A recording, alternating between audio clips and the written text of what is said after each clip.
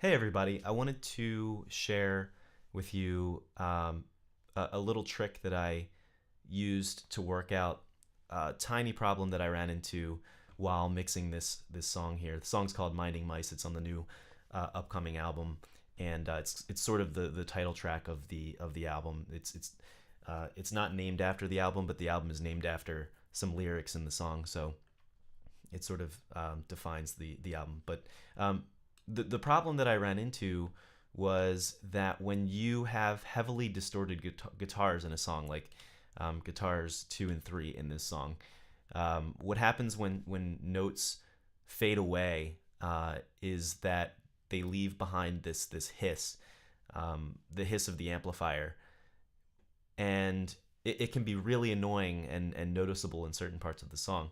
So I'll give you an example. If I solo guitar 2, my audio so you can hear me as well, what you get is here's what the guitar sounds like. Now it's not so noticeable there, but later on in the song you get to this part here, and you hear that between the chords, or between the notes there, you hear that noise, the noise of the amplifier, which in the context of the song, let me unsolo that so you can hear. In the context of the song, it's not so noticeable.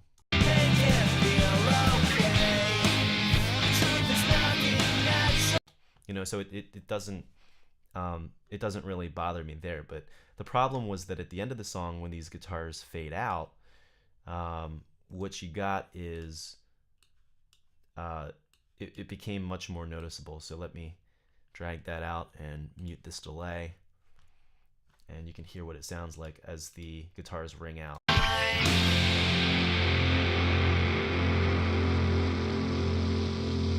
You hear that nasty hiss? It sounds kind of cheap, right? It sounds very unprofessional, and I wanted to do something about it. So my original plan was to actually fade the guitars out, but it really didn't help. It just sounded like a cheap fade out.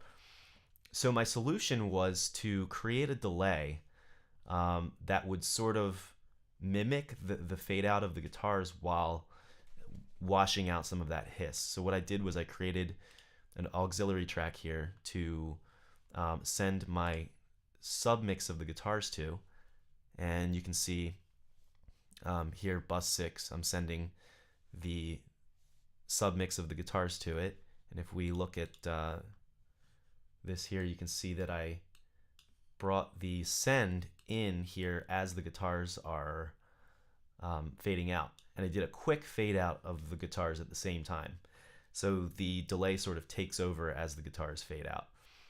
And then down here, what I did was I faded out the actual auxiliary track at about the same rate that the guitars originally faded out, and so that delay sort of washes out the noise and creates the illusion that the guitars are fading out, when in reality what you're hearing is a modified delay. And you can see the delay here cuts off a lot of the highs, cuts a lot of the lows out as well, but that hiss really kind of lives up here above 4200 hertz. That's where I decided I wanted to cut it out. So so here's the solution. Here's what it sounds like at the end.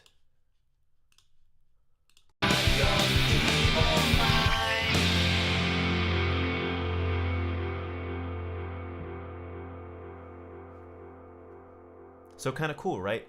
And not only does it sort of solve the problem of the hiss, but it also creates kind of an interesting effect at the end of the song that, in this case, I think it works. So it's not something I would normally do. It's not a typical thing to do in a mix, but in this case it worked. It's kind of a MacGyver of a trick that I worked out.